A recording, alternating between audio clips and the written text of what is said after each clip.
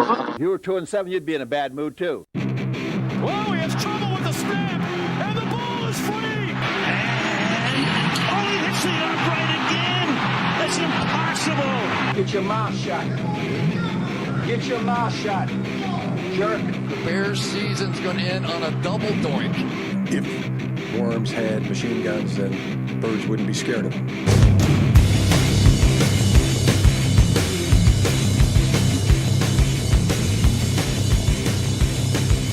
Hey, how's everyone doing out there? Welcome to a Word Hole Media presentation of the Limp Ditkus podcast. I'm Pete.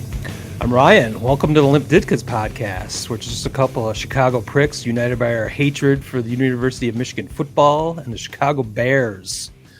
We have a big show tonight with our Limpy Awards, first annual or inaugural Limpy Awards. Before that, we're going to be talking about the Cowboys, a little bit of Lions talk. We're going to bring up the Bears, unfortunately, or fortunately, depending on how you think. I think fortunately. Yeah. Fortunately in this situation. Yeah. We've got, of course, your upset specials, and I've got a little bit of USFL talk. So let's go ahead and kick this motherfucker off.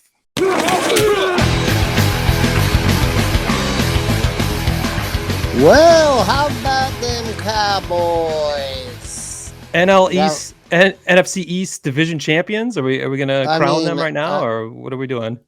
I mean, Ron, I think we can crown them. Oh no, we're not doing this again, are we? The accent. Doing what? Oh, I'm just down. I just can, when you get south or talk south about a southern team, you can just get an accent going, no matter where you're from. Jerry Jones, or what are we doing here? It's Jerry Kelly. Oh God. At hybrid.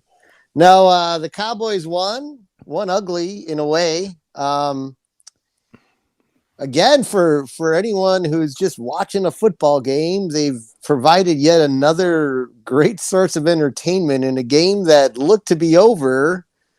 They got on the field to salt it away, and a pick six suddenly went from a 14-point lead to a 7-point lead with an offense that is anything but serviceable at this point. I'm not gonna. I sound like a broken record because I've been saying the same things about the offense for the last 4 weeks. But when you look a little deeper, it's a little bit longer than that. Basically, the offense ever since Dak has come back from the calf injury, it's been completely different. The way the offense is playing, the way he's playing is just not even close to the level he was playing pre-calf injury. So I don't know if there's a lingering issue we're not aware of. I mean, it doesn't seem that way, but he's also not. He's had a lot of opportunities. He's had some like 4th and 1 situations and things like that where he probably could have just ran for him instead of like they did like a bootleg and it was set up perfectly. And instead of trying to throw the ball over a defender, he could have just run forward for the couple yards, to get to that yard marker. Instead, he's forcing balls and not seeing the defense. And statistically, the main difference is in the first games before the calf injury, the Cowboys were being blitzed like almost half the game. And I think all the defenses thought that Dak Prescott wasn't, he's going to be rusty. He wasn't ready for a football game. And that left all those receivers in man coverage. And if you got that extra second to get that ball out when someone's in man coverage and you got 3 receivers like the Cowboys have, it's pretty easy pickings, if you get the ball there. And what's been happening now is teams have been, and what the Redskins did a lot, especially in the second half, was look like they football were going to. Team. Yeah, football team. Sorry. I thought we were past this. We decided we were past this last week. Adam Schefter did it too in the pregame this past week, and he said, "Excuse me, football team." football team, set up, pulled out of blitzes all day long and dropped back into zone coverage. So, I mean, that's you got to make a quick adjustment because if your pre-reads blitz, then everyone's covered up.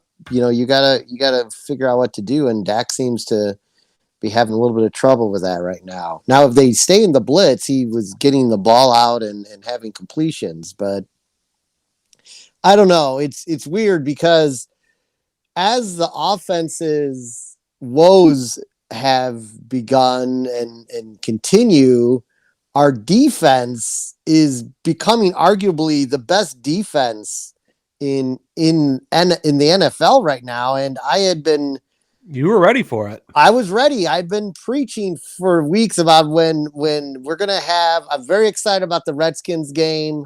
Football team. Jeez, I cannot do this. Cannot do this. I'll just edit those in every time. The football teams, this matchup against the football team, because we're going to, for the first time since week 1, the defense is going to be 100% healthy. And what happened? Like, everyone contributed. Micah Parsons continued his campaign for maybe NFL Defensive Player of the Year with 2 more sacks. Gillimore, who had his first game back, had a sack. Lawrence, in his second game back, had a sack. Gregory had a sack and interception. I mean, everyone was involved. In fact, I think the most impressive sack of the day was DeMarcus Lawrence. He sacked Heineke with one hand. He just grabbed him with one arm and pulled him down as he was being blocked out of the picture. He just reached his arm out and dragged him down. And I was like, that's not like impressive, And Heineke was trying to get out and he just couldn't. So, wow. So the thing about it is, like, they got a few weeks left here to get the offense in order, but if they can get that offense up to running at optimum speed like they were in those first 5 games of the season, then you're going to have a team that's going to be very difficult to beat in the playoffs. But right now, that seems like a really big if, because to me, the Cowboys have, in some weird way, a good defense can take you to the Super Bowl, but it usually does not win you the Super Bowl. Right. You need both elements to win the Super Bowl. And the Cowboys have all the weapons, but they have to keep playing Zeke. Zeke's got he's banged up in the knee. There's a giant brace on his knee. Maybe that a win against the Giants this week, which I'm declaring already. Yeah. After they beat the Giants this week, I think that probably does seal the NFC East at that point, because there would only be, that's going to be game 14. There's going to be 3 games left and they'd have a 3-game lead. Like, yeah. I don't think there's any way they could lose it after that week. I know they're like a 98% favorite or something at this point, right? Yeah, it went from 89% to 98% that you would win the division with a victory over a football team. So I think that's pretty good. Yeah, and then they get football team at home the next week. So oh wow, it's definitely going to be locked up. The division is going to be locked up. The question is, maybe you can rest some guys and get healthy. Yeah, I mean, the question is, how do they want to play it? Because they're just resting right outside, vying for the top seed along with everyone else. Everyone's within 1 game up there. And the Rams' victory over Arizona really helped their cause the other night. So, I mean, they're a different offense. They are, even with their offensive problems, they are definitely a way better offense at home. So, you want to try to secure that home field advantage. So we'll see what happens. But they get the Giants this week on the road. They go to the Meadowlands, who that team is a mess. I don't know if Daniel Jones is going to be back or not. But doesn't matter. Well, I mean, they are a slightly better team with him at quarterback. So I don't know. They are a disaster. They're done. So they're just playing to be the spoiler at this point, or maybe they want to lose and try to catch your Detroit Lions. Well, before we get to my Lions, I think we buried the lead here on your Dallas Cowboys, as the major headline I saw before the game was we flew in our benches. Yes.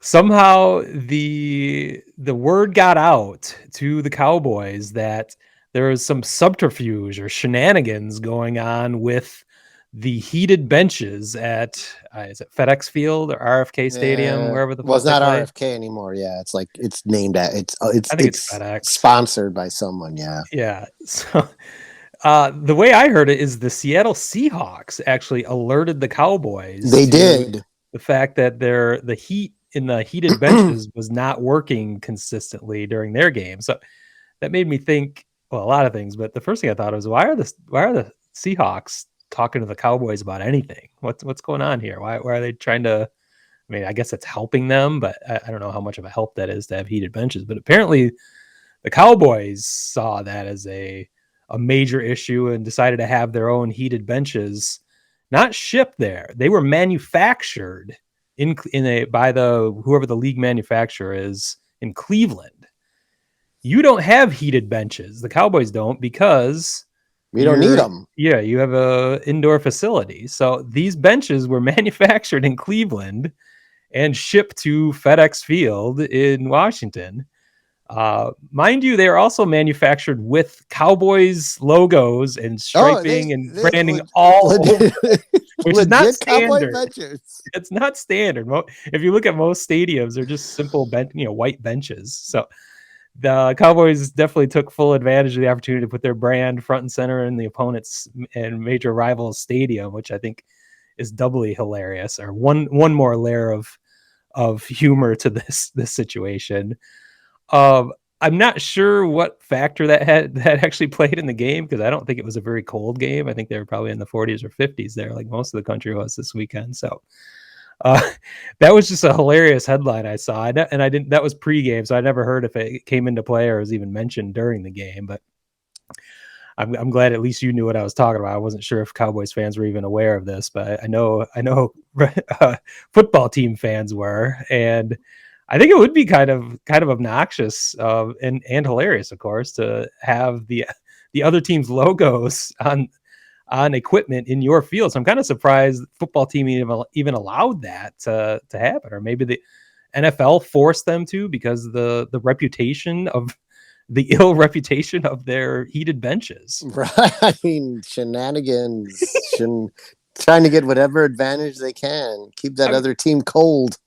I've heard this. I mean, I guess they're not similar stories, but I guess, home stadium equipment failures for the road team, where you've heard about the Patriots, consistently the road team's headsets fail to work in their stadium. I mean, this is probably 5 to 10 years ago where those stories were coming out along with Deflategate and everything else. So kind of little rumors were spreading all over the place with the Patriots, but I don't know. I just thought that was hilarious. I'm wondering if there's more to that story or what was funny. But I think the main thing is, being a branding guy and a graphic designer, seeing their logo plastered all over those fucking things was just hilarious to get it right in the middle of their stadium. So yeah, the Cowboys fans did travel quite well to this game, though. I was kind of surprised. I mean, they were loud. I mean, it was borderline home game for them. So yeah, I can't believe many people would be coming out in droves right now to see football team, but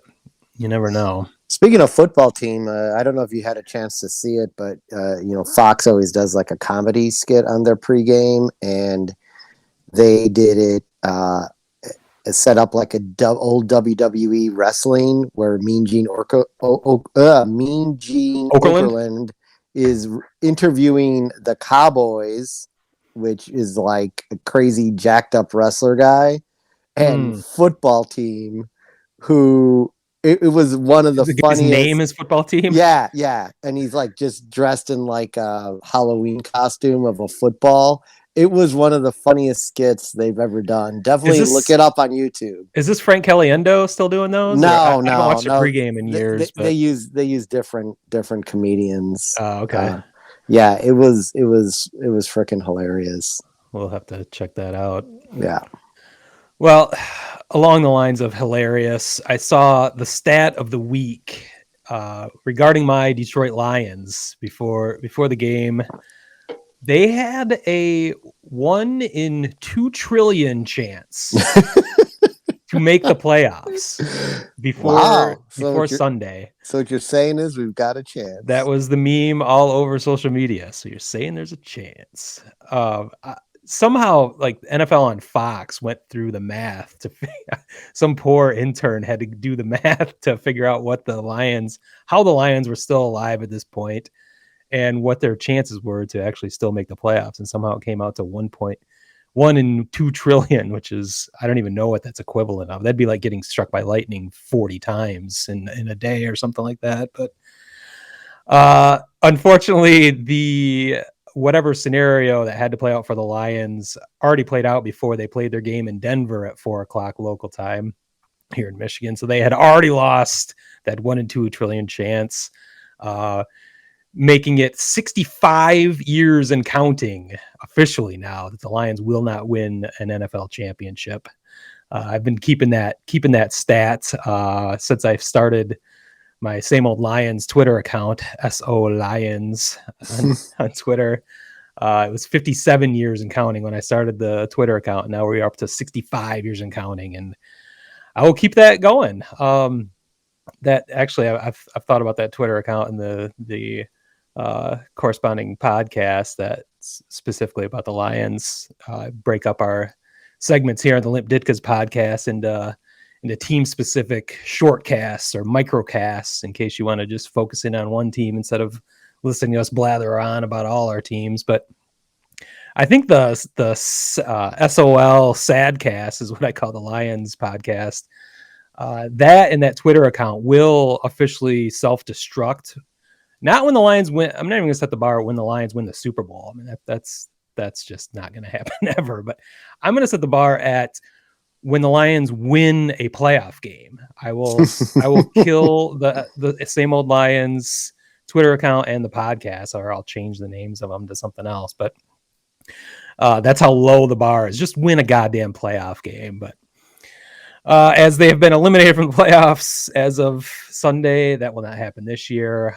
So yeah, you get another year of at least the same old Lions Twitter account and the SOL Sadcast. But as for the game on Sunday, it was a nail biter. Well, Lions are coming off a 1-game winning streak for the first time in a year, which was nice. But the big news during the week was the Lions were not only battling a flu outbreak, as we've heard across many teams that we talk about, even on the college side in the last couple of weeks, but they had a COVID outbreak, and that started on Friday. I think they had 2 positive COVID tests, and that ended up being 7 or 8 by game day.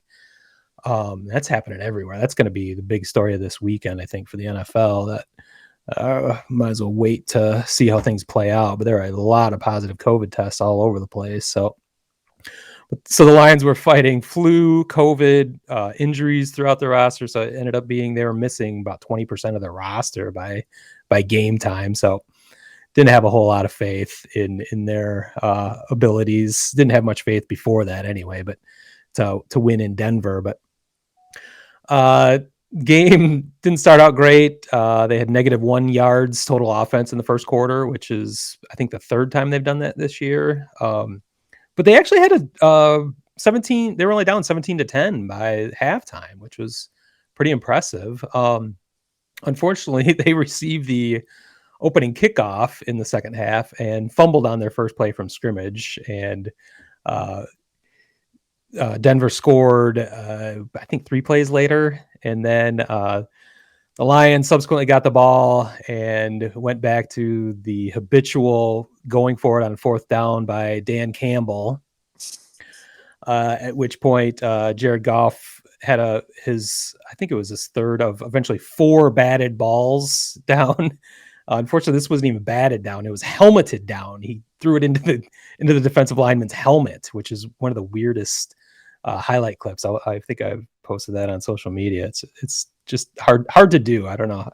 It looks hilarious, but it was actually 50%. They did go for it later on fourth down and actually converted. So I think Dan Campbell is sort of treating this season as almost like a science experiment and just doing anything he can. Why not? The season doesn't matter. Obviously, they were, even though they were mathematically eliminated Sunday from the playoffs, they've been eliminated for months. So why not? Go for it on fourth. The only issue with that is that might be throwing off the analytics that the statisticians are using to say that going for it on fourth is a good idea because it's converted 60% of the time or whatever. But the Lions are definitely hurting that percentage. So I don't know if you can create an equation or algorithm that corrects for the Lions' performance this year on fourth down, but hopefully those mathematicians figure that part out. But so yeah, comedy of errors in the Lions, of course. Back to some injury issues. The Jerry Jacobs, who's undrafted rookie cornerback for the Lions, who's actually showing some signs of being a diamond in the rough. They just happen to find probably their best defensive back that is looking like a legit player going forward. Blew out his ACL in the first quarter, adding to their injury woes. So it's like anything that's a little bit positive for the Lions just ends up going to shit. So that was another downer. On the positive side, though, Penei Sewell had another big day at right tackle, which I was talked about basically all season long, coming from the preseason forward. He was moved to right tackle from his traditional left tackle due to the Taylor Decker situation, and then he was moved back to left tackle after Taylor Decker had a hand injury for the first month and a half. And now he's back to right tackle, which I just didn't agree with moving him around so much, and just seemed like he wasn't performing all that well at right tackle away from his natural position. Understandably so, as he's trying to do everything with his opposite hand, opposite foot. Everything's just completely opposite. So, well, he's overcome that adversity as he is now officially this Sunday, Pro Football Focus ranked him the #1 offensive tackle in the NFL. I'm not sure what they base that on, but it's just, performance of all tackles. He was the best, and they do this every week. And Sewell became the best, and that comes. I mentioned the preseason. They also ranked him the worst offensive tackle of the preseason as he was trying to learn right tackle. So, to come that far in this time,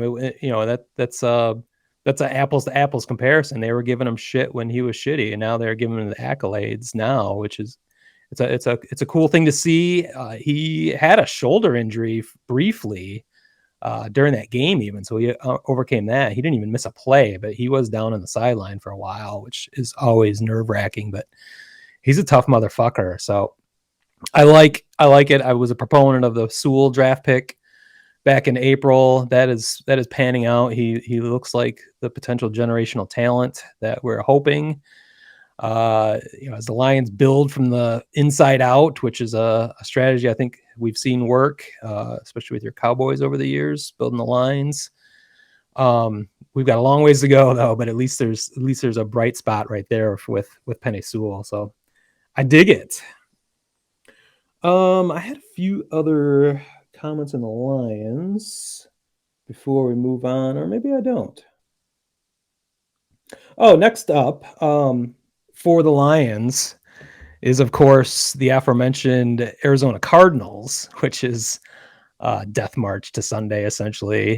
They're going to be an angry team after losing at home to the Rams last night on Monday Night Football. The only thing I can think of, though, that would give the Lions, who I believe right now are a 13.5-point underdog at home, is the most SOL thing they could do this weekend would be to somehow beat Arizona, which would move the Lions out of the #1 draft slot in next year's draft, as they would fall a half game behind, I believe, both Houston and Jacksonville. They'd still have to play each other, but so they'll be behind one of them. But if they somehow won this, against Arizona. But the other part of that is they would increase the chances of the Rams winning their division again in that NFC West, and make their path to the Super Bowl just that little bit easier. So that would be the most SOL thing that the Lions could possibly do, is somehow win that game and fuck themselves in 2 ways. So that's the only cosmic weird scenario I could see the Lions pulling off this game on Sunday. But They're going to do it for Stafford. yeah, stranger things have happened. Do it for Matt. So yeah, that's my Lions bit for the week. Wait, is that game? I didn't. Is that game in Detroit It is or in Detroit? Detroit, yeah. Ooh, advantage Lions. 13.5 points. Are you going to get in on that this week? I know you love betting on the Lions. Fuck the Lions in regards to betting. They're now 8-5 against the spread after this weekend, I believe. So ugh. Painful. Are you good? I'm good. Well, let's call an audible here. Did you want to talk about your upset specials while we're talking odds and not betting on the Lions? Yeah, well, I took one on the chin, and my record on upset specials for the straight up is just like betting in Vegas. You know, do you ever hear someone talk about going to Vegas and you say to your buddy or something, you say, "How'd you do?" And there's an excitement in their voice when they just say, "Oh, I broke even. It was a fun trip." And you're thinking to yourself, "You broke even? Well, that doesn't seem like that great of a trip." But when Vegas doesn't beat you or gambling doesn't beat you, you know, you take it as a good trip. And right now, I think I've lost 3 weeks in a row. I'm now 6-1. I was 3-0 to start the season. And I'm now breaking even, which tends to be the trend in these things. The Giants didn't show up in any way, shape, or form in that game, and they got killed, which I was fine with. But yeah, it worked out for you either way. Yeah, but they didn't even cover the spread, so I moved to 9-4 against the spread. But this week I'm going to go for. Not bad. You got to pump that up. I like that. I this week I'm going to go for. I'm going to go for one that's not terribly. I think this line is going to shift because I think people are going to be on it. But right now, and it's only because the game's in Indianapolis, the red hot New England Patriots are underdogs to the Indianapolis Colts in Indianapolis. Ooh, and wow. The New England is, depending on where you're going to bet, you can get them for as much as a plus 122. I usually use FanDuel, so that's a plus 118. But I think that's going to end up. They're really gelling. Mac Jones is slowly becoming a very good and efficient NFL quarterback. Because of course he is. Yes. Somehow for the fucking Patriots. Well, I mean, Belichick. Say what you want about him. Yeah, he knows how to pick his quarterbacks. And the spread is 2.5, and New England will definitely win this game by at least a field goal. So wow, got a couple opportunities there, baiting on the. It just pains me to say it, but take the Pats this week. Yeah, I don't think I've ever heard you say that. That's kind of it's just a painful thing to say. Almost as painful as someone saying take the Bears. Yeah, I was gonna say you're not betting on the Bears this week. Ooh, no, I'm not betting on the Bears this week. But I will give the Bears some credit this week. And in great, if only Wani was still around, he would have said, "Well, you know, if we didn't have that second half of football, we would have won that thing." Mm. And the Bears, they took it to the Packers for a half and when the well, I don't think they don't fire a gun anymore at halftime, do they? I hope don't not. think so. They don't fire a gun with blanks anymore at halftime, do they? I miss the good old days. But Seems unnecessary, but it definitely did, but it worked. The Bears at halftime were beating the Packers in Lambeau 27-21 in what was a second quarter that scored 45 points. It was one of the most entertaining quarters of football you could ever ask for. And, if you were a Bears fan, you went from, oh, here we go, because in a matter of a little over a minute, the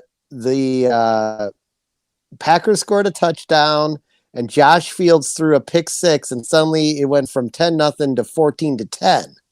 But then the Bears came right back. One of the plays was, the ghost of Devin Hester. There was a special teams return, a 97-yard punt return, which is the longest in NFL history for a touchdown. And at that point, the Bears were leading 24-14. And I was going, what is happening? That's crazy. The Packers were 12.5-point favorites in this game. Well, the Bears. Aaron Rodgers, if he had seen you, would have just told you to RELAX. Yes, he would have. He would have said, I still own you. And he did just that. When you own somebody, you can just fuck around with them for a while. Yeah, and put them right. in You can later, I guess. It's better to break them, right? Yeah. I must break you.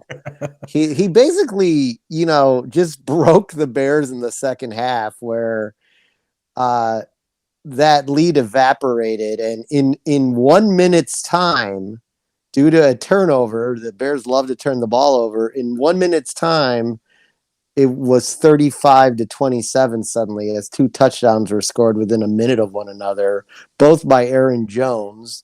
And then about 5 minutes later, they added a field goal, and then the rest is kind of history. The Devontae Adams had another touchdown in the fourth, and the Packers more than covered 45-30.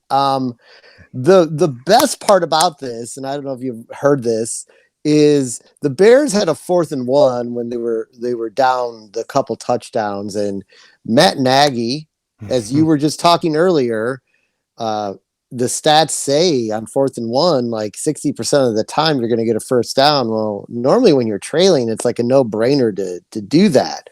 He decided to punt. To the day later, Monday, he said, I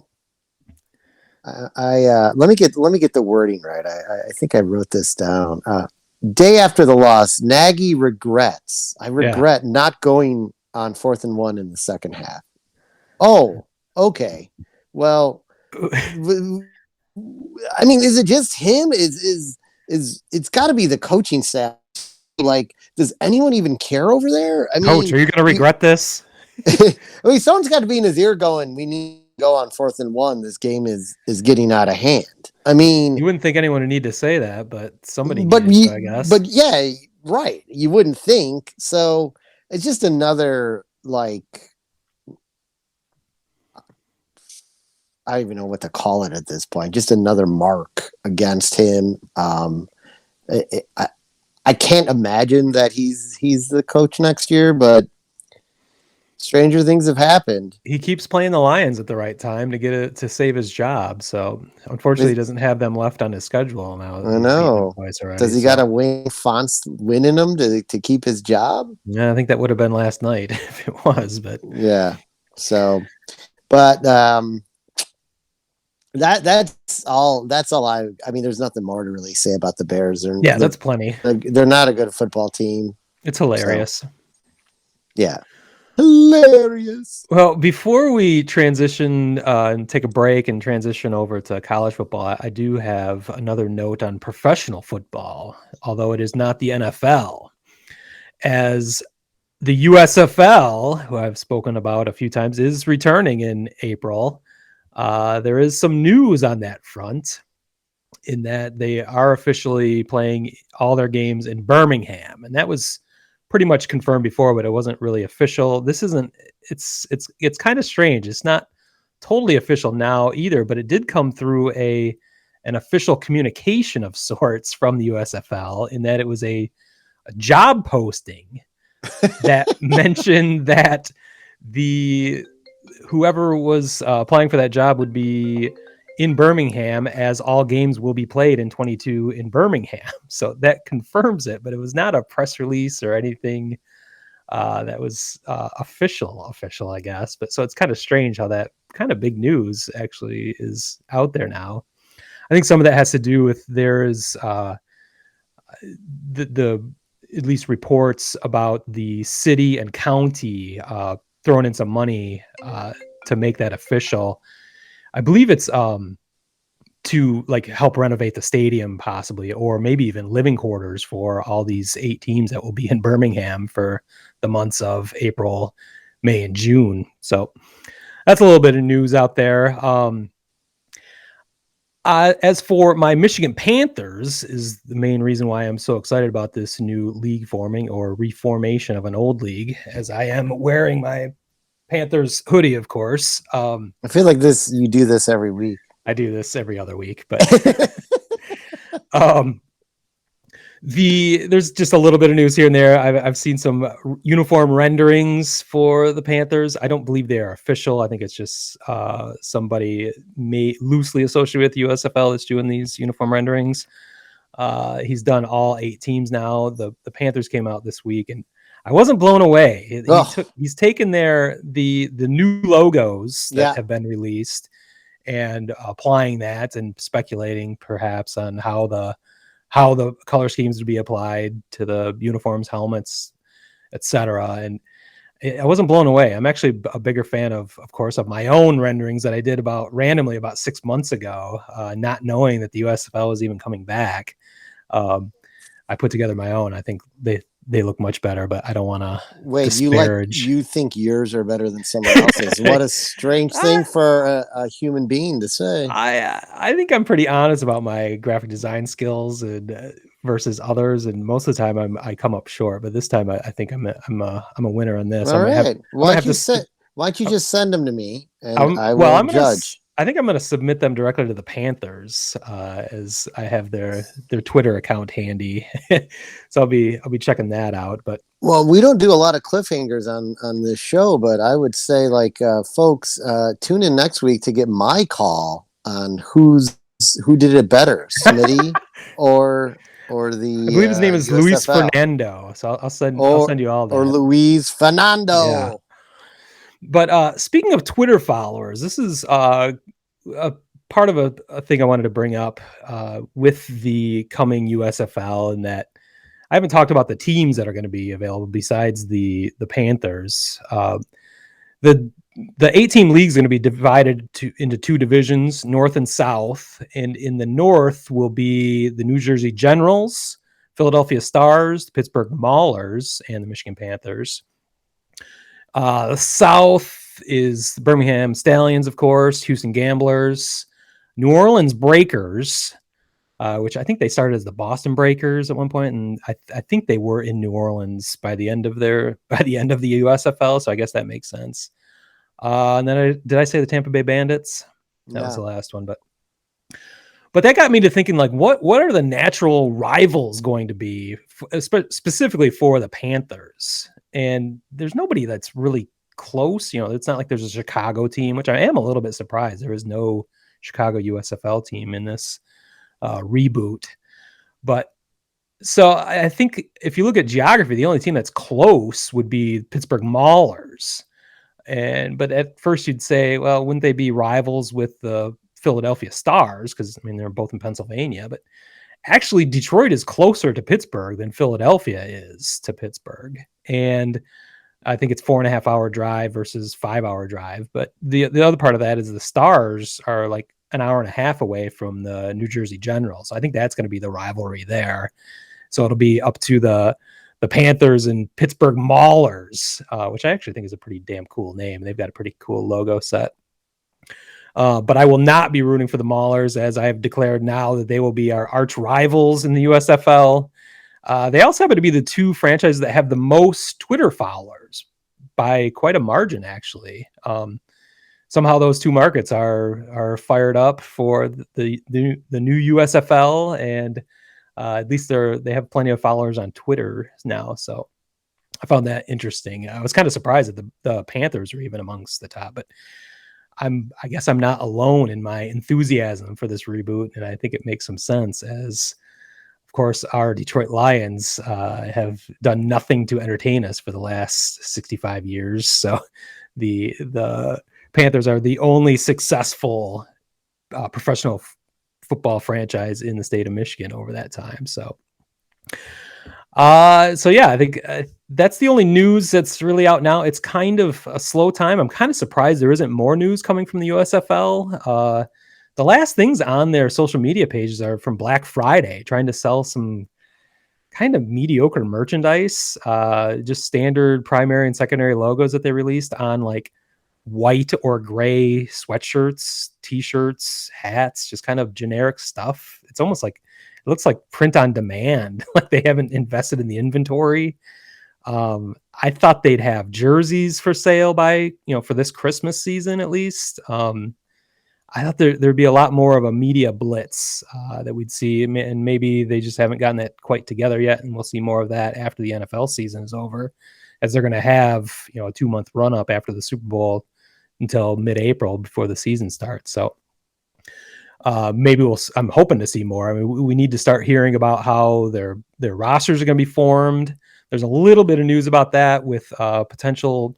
I didn't fully understand this, how they could be like college players entering the transfer portal could actually be eligible to be picked up by, or to be potentially drafted by USFL franchises, which I'm not sure how that possibly works, or what the legal ramifications are, or what the NFL thinks about that, or I don't know how that works, but we'll hear more about that. We'll be hearing more about the coaching staffs being assembled. So there'll be more news throughout this winter for the USFL, and specifically for my Michigan Panthers.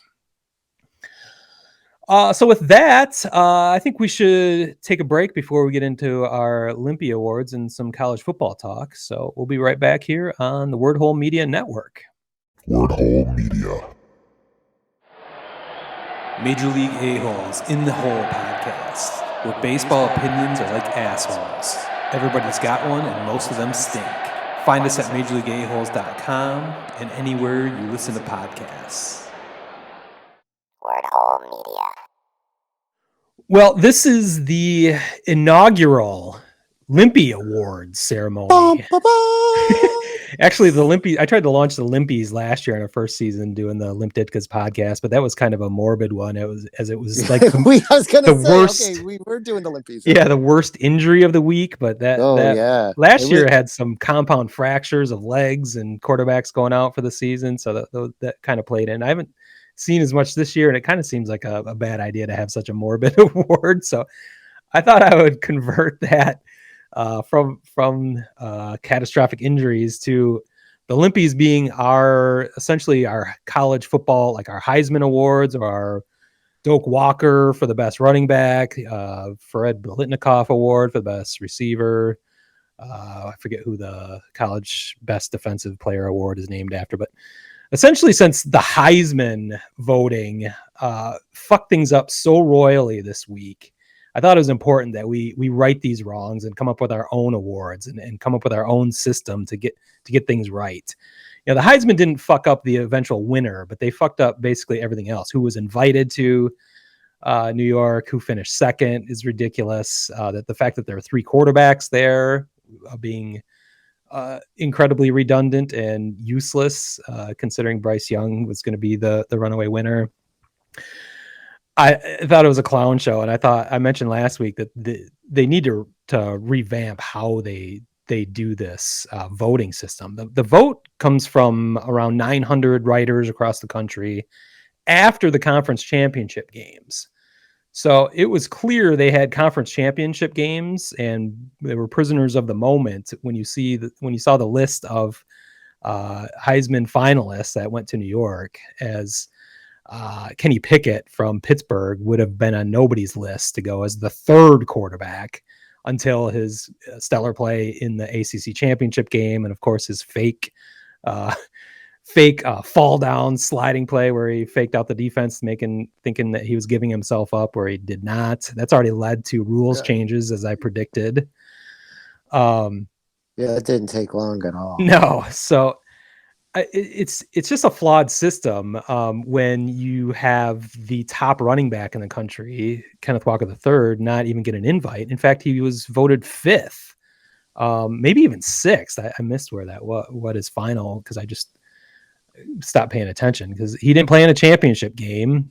If you would watch the entire season, you would know that he should have been in New York. I don't think he should have won it. And I've said that over and over again. I thought it was Bryce Young's to win.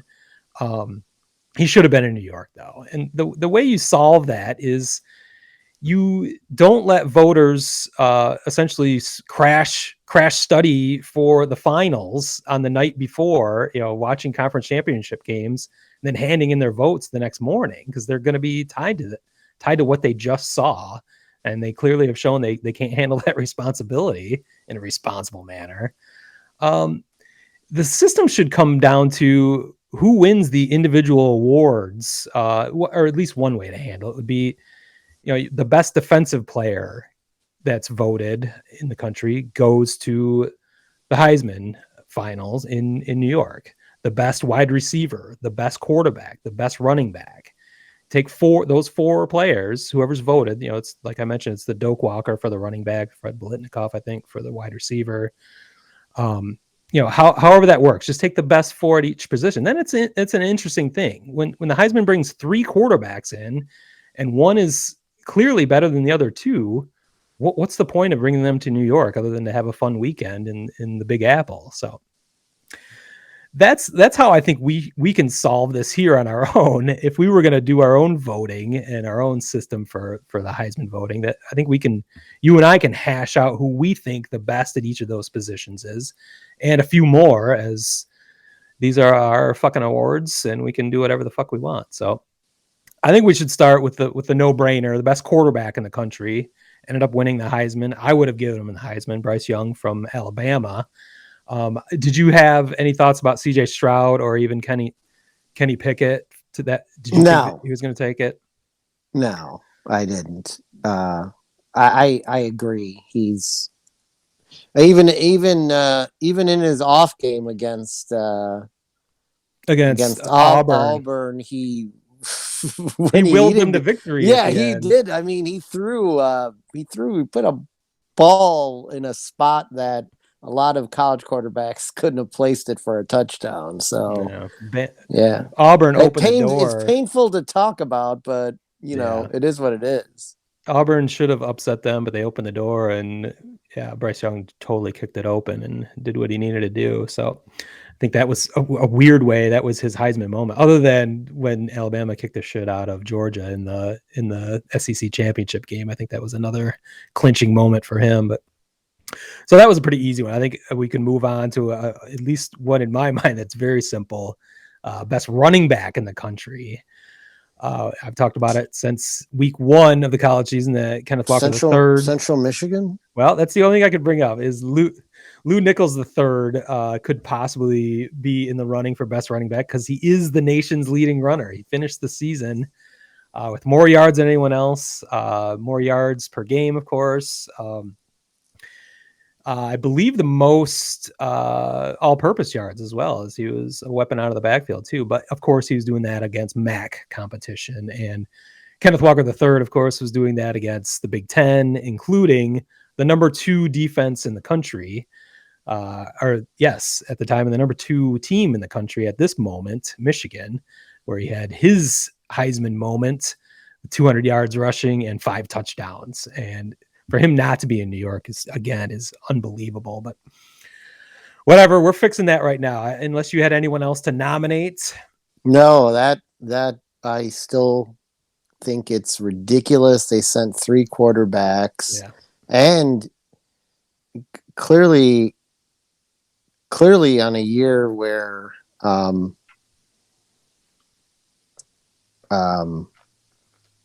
Kenneth Walker III was. He did everything right to be invited to the table. Like you said, it doesn't mean you or I or anyone expected him to win it, but he should have been there just out of respect for what he did this season.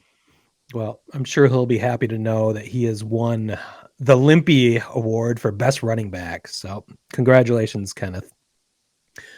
I think that wide receiver is a really interesting one that I like to, I mean, first we're going to be homers. We're going to look to our teams, you know, if Michigan State or Notre Dame had a standout, and Michigan State had a couple, but not, I don't think any you'd call the best wide receiver in the country.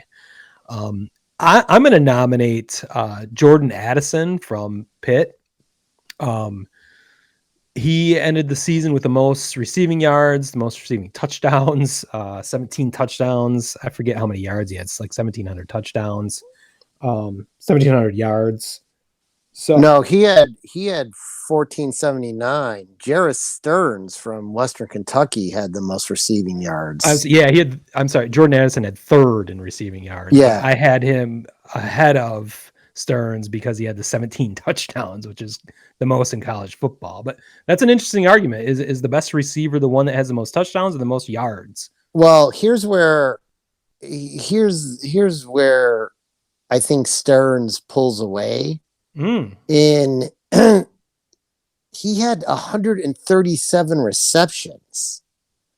I saw the next that. closest guy is 96. Yeah, like, I think that's a clutch receiver, and he had 14 touchdowns, only 3 less than Addison. And it's like Addison only had like 93 receptions, so that'd be like 40 less. So yeah, that's pretty impressive. I mean,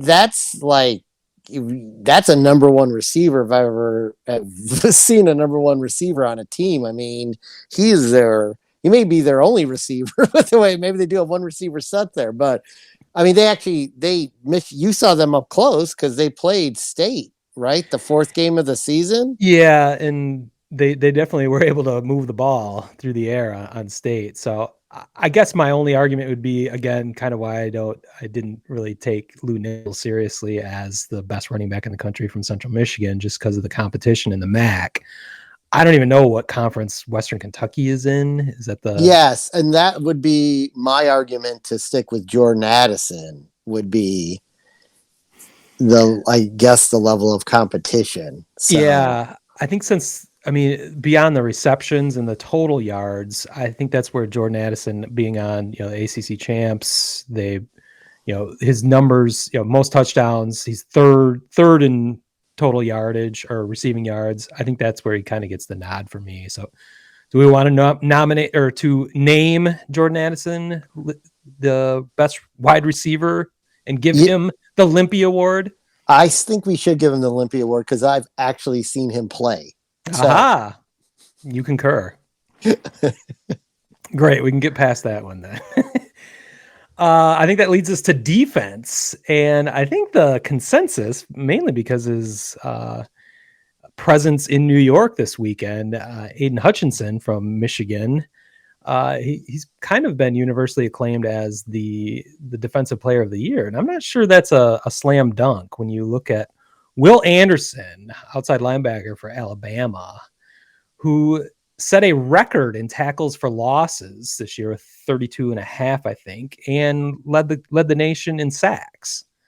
So I'm a little confused on how he was completely overlooked in the Heisman voting, and Aiden Hutchinson just got all the accolades. So I don't know. Did you have strong opinions about the defensive player of the year? I did not.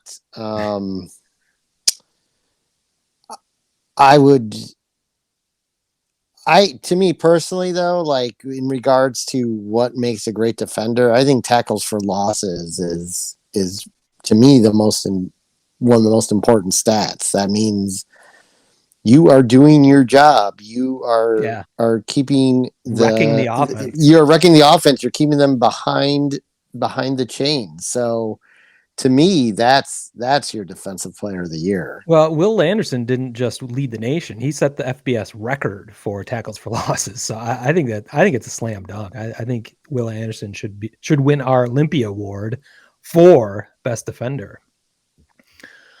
I'd like to, of course, bring up best coach, and I'm definitely going to nominate Mel Tucker, the bad motherfucker.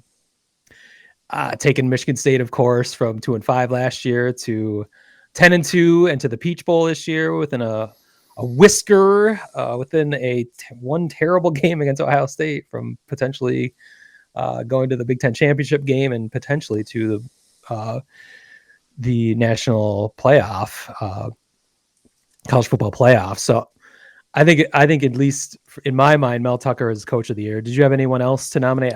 I believe you're not going to nominate. I'm not nominating Marcus Freeman because yes. he's already in a major bowl game in his first game ever as a coach. Should he not be the winner of coach of the year? Yeah, he's already there. He's already made Notre Dame. Dude, you said it. They're likable. I mean, that in itself should be coach of the year. I think we should probably wait till he coaches one game, right. but well, yeah, I like the start. Maybe if he wins, yeah. But no, Mel Tucker surprised the nation as far as I'm concerned, and things you win that Purdue game, they might still. We might be playing. I mean, they wouldn't be. What are they at? 10-2. So in your scenario, they would have been undefeated playing Ohio State. And even if they lost to Ohio State, if it had played out that Ohio State lost to Michigan the final game of the year, State would have been in the Big Ten championship game over Michigan, right, head to head. So and that could have put Michigan State into the playoff. Yeah, because I think they would have beaten Iowa too. So yeah, I mean, God, they would have beaten Iowa. Jesus, I mean, you can't win many games in the other. It's not hard to win games, and the other team's trying to punch you to death. So I think they would have found a way to get that one done. So yeah, it's amazing the revolving doors of history. If they had somehow gotten their shit together in West Lafayette. That giant drum did you in? They fell to the Spoilermakers, and boy, was that a spoiled moment. But yeah, so I think that's a no-brainer. We're giving our Limpy Award for Best Coach to Mel Tucker, the bad motherfucker. I just wanted to throw in one more category, and this might expand over time. We might figure out other things. Best Game of the Year. I think this is an easy one. You and I were together for this in the western suburbs of Chicago. Cool autumn day in late October 30th to be exact, when the Wolverines of the University of Michigan pulled into East Lansing to take on my Spartans, where I'm actually sitting about 8.5 miles from that stadium right now. And for some reason, I thought I needed to drive 250 miles away to go watch that game with my friends in the western suburbs, which is the irony of it all. But it was a fucking blast watching that game, drinking beers outside. That game had everything. It had controversy. It had lead swings. It had a massive comeback at the end. The best thing is it had a Michigan loss once again to my Michigan State Spartans. That was my game of the year. I know you had fun watching it. You did not have nearly the same kind of interest as I did in that, but did you have a game that comes to mind that could rival that possibly? No, probably not, because there was such great joy I was going to have in that game if no matter which team lost, because I was going to, get to see you annoyed or Callahan annoyed. Yeah, so it was a win either way. But I think the way Michigan State won that game, I did get a lot of enjoyment watching Callahan disappear for roughly 15 minutes after the loss. Yeah, I didn't notice that. I was having fun on my own, I guess. That he was trying to regain his composure after being, having control of that game and just pissing it away. That's when he came back out with that thermal vest. Maybe that's his security blanket of sorts. He was deflecting. I'm deflecting the negativity. Change the subject of this weird vest. Yeah. No negativity here.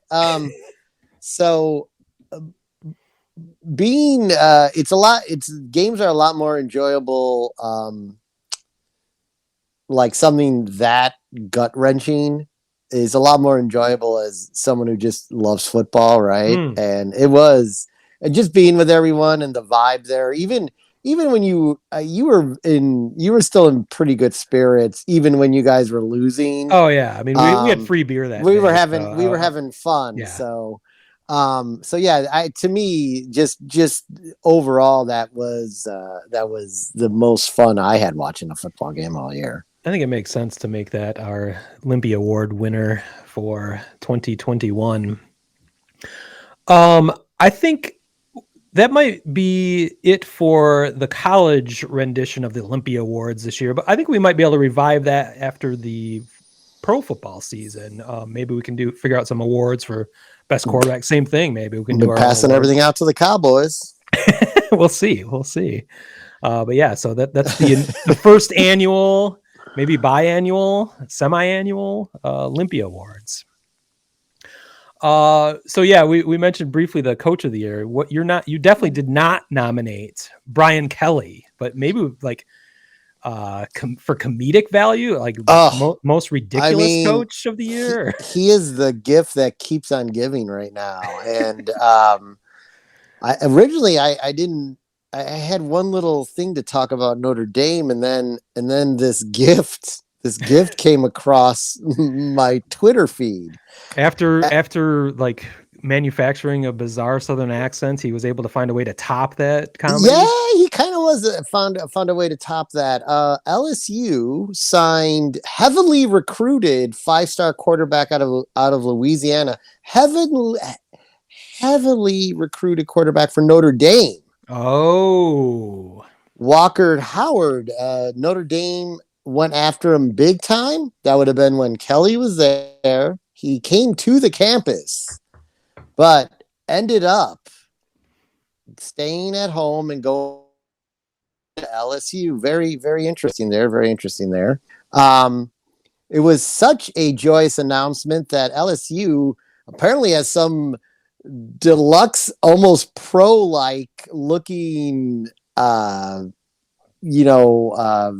room to make LSU player announcements or something that saw Walker Howard standing on a circular platform that lit up that had LSU, that then sent Brian Kelly into what could only be described as a dance reminiscent of Trump in one of his rallies, as the camera did 360s around both of them as the announcement that he is coming to LSU, and Kelly danced very awkwardly over and over again. And that was the main thing I saw on social media. The reaction to this isn't awkward.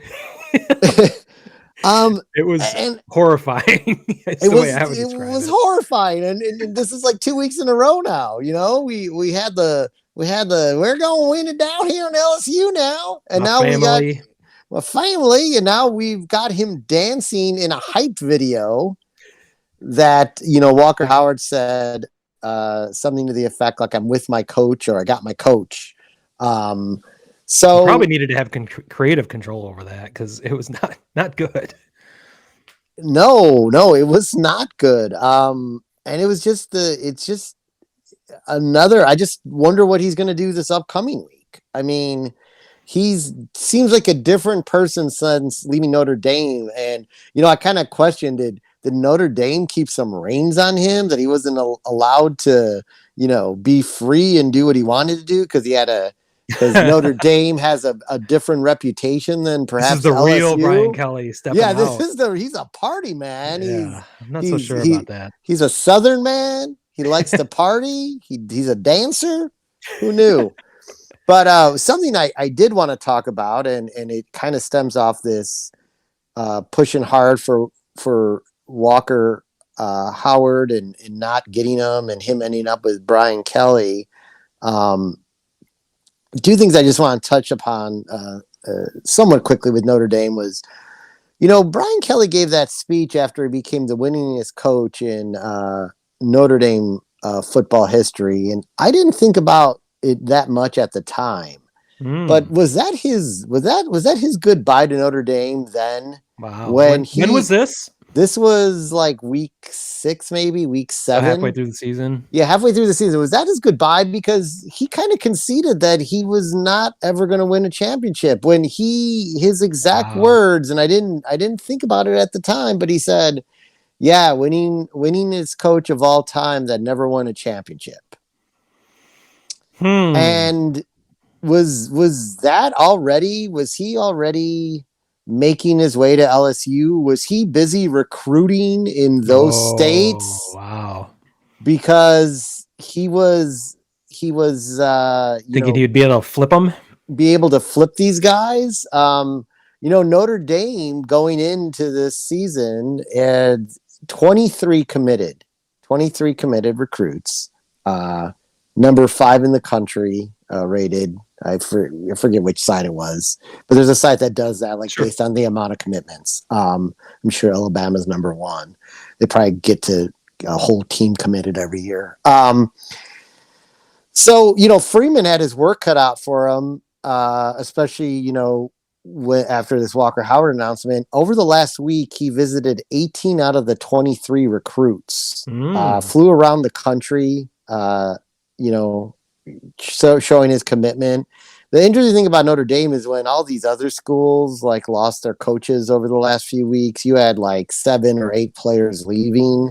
Notre Dame, I think, lost 2. Well, and that's where the strategy of hiring Freeman is really paying off, because I'm sure he was intimately involved in the recruiting of all these guys. So it's not like a brand new guy just showing up in their living room. I think he's going to visit all these guys because he already has a relationship with them, and then wants to tell them what they're going to be doing going forward and to cement that. So I think that's just yet another reason why I think this is a smart move, hiring him, and he's already hit the ground running. I mean, the proof is in the pudding now. He's got his first major test coming up on is it New Year's Day? New Year's Day, early. It's Fiesta Bowl is early now. I didn't realize it's early. Okay. Yeah, it's it's the second start. I think there's an 11 o'clock start, and then the Fiesta Bowl's at noon. I feel like when we were kids, it was always like the late afternoon. Yeah, it was like after the Rose Bowl, even maybe it was the night game. Yeah, I always thought Fiesta Bowl was or was the Orange Bowl Sugar night Bowl game? Well, Sugar Bowl and Orange Bowl, those were night. I think they were on opposite networks. They didn't work. Yeah. They didn't work together, so you had to kind of flip back and forth, or you had to get up and turn the knob. Yeah, right, exactly. But so what is going to remain of this recruiting class is going to be interesting to see for Notre Dame and where that puts them. They have some top 100 receivers in the country committed. A guy named CJ Williams and Amarian Walker. The problem was this week when Freeman went out, they were both out of state playing in championship games out of their respective towns. So he wasn't able to meet with those guys. And if they get one of the 2 guys, it'll be fine. But they've also been recruited hard by other schools. And interestingly enough, more conspiracy theory, maybe Amarian Walker was playing a state championship game in Louisiana. So I'm sure good old Brian and his crew went to see dance him right on over there. They danced right on over there. He said, "How about you come over to LSU? I'll make it worth your while." I think it's quite plausible. I don't think that's necessarily a conspiracy theory right there. I think that would make some sense that he'd be getting in on that in his new home territory. But yeah, I guess we'll see how that plays out. That Thursday is National Signing Day, is it not? The early part. Well, so we will learn lots about that this week. I'm sure we'll have some thoughts about that for our next LDP. Unless you had anything else to talk about this week. No, that was it. All right. Well, I think we can wrap up episode 29 of the Limp Ditka's podcast. Like I said, next week, I think we'll be back with some National Recruiting Day news. We'll have, of course, Lions, Cowboys, probably some Bears talk. The Bears. In the meantime, you can catch us on social media at Limp Ditka's. You can catch us on our YouTube page as well. You can find this podcast anywhere you'd like to find a podcast. So with that, I'm going to call this Dagger Time. We out. Peace. Peace.